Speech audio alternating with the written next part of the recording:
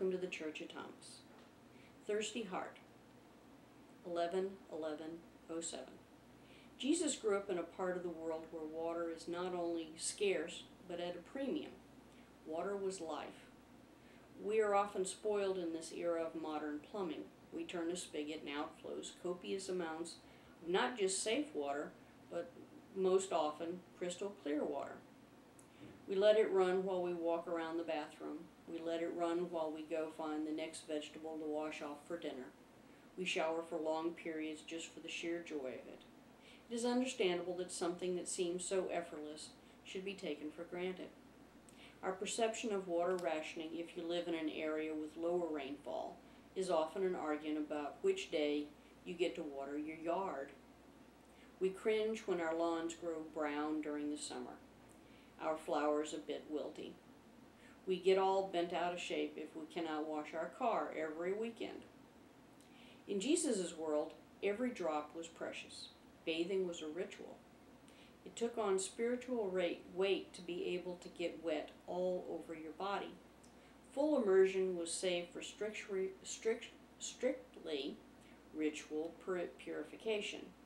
They probably thought the Romans, with their frequent baths, were decadent hedonists, and many were.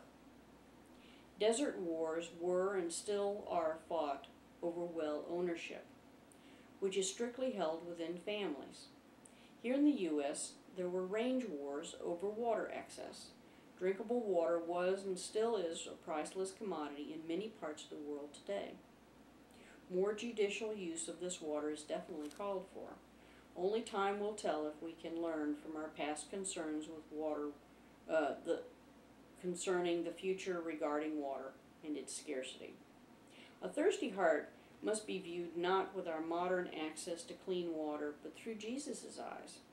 He recognized the value of the imagery when he used water as his symbolism. Water would be seen with the same awe by everyone he spoke with. They too would have seen it as being worth more than gold. What is great food without a satisfying drink to match it?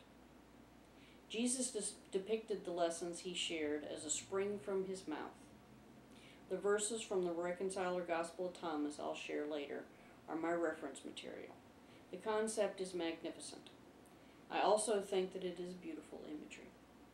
When I envision the spring from his mouth, I think of this simple garden fountain.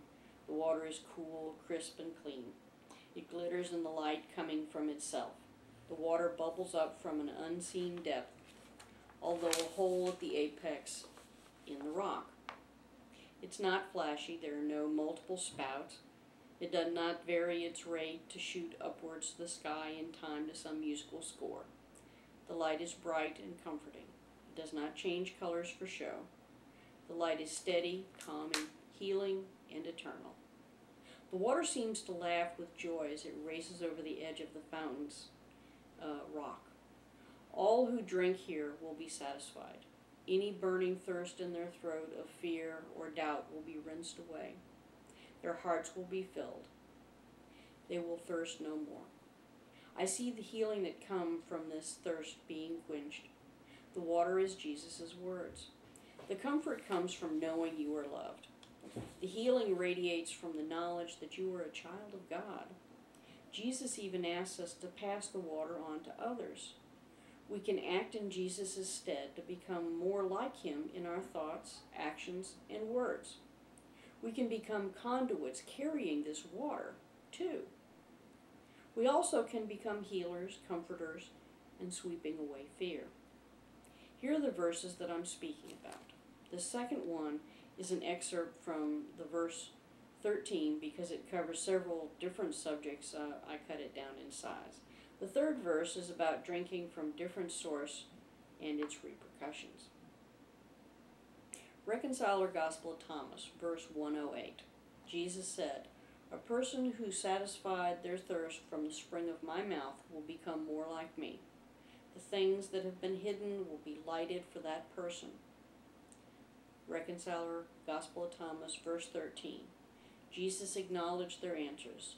"I am all you say and more, but I am not your master, but a servant like you who will become who you will become when you know the one. Because you have freely consumed my knowledge, you have become drunk from the bubbling spring, which I have shared. I share what you can understand at this time. Reconciler Gospel of Thomas, verse 28. Jesus said, I came to live in the flesh. I came to live as a man. I found all people were drunk. I found none of them thirsty. No one was seeking truth. My soul cries for the people of earth. They are blind in their hearts and do not see anything. They came into the world to learn and to become better.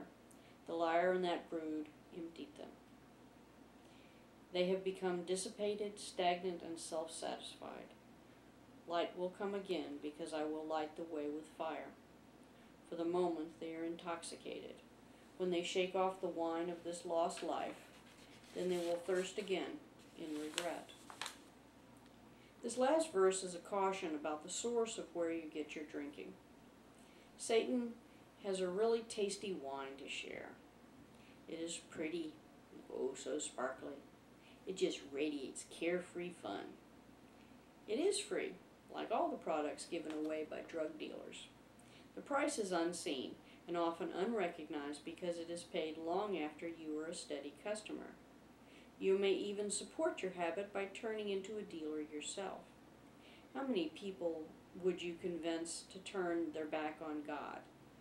I'm sure the whispers from Satan would be reassuring. They would tell you there's no use in giving anything away when you can make a profit. Satan will be very obliging in pointing out other children of God who are just not having any fun. Unfortunately, the only one who will profit is Satan. They say misery loves company. This is the ultimate misery.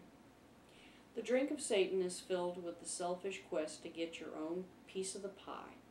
You may think it is just you that gets hurt. You are wrong. Indulging every selfish whim always hurts more than you. The world is filled with self-destructive people.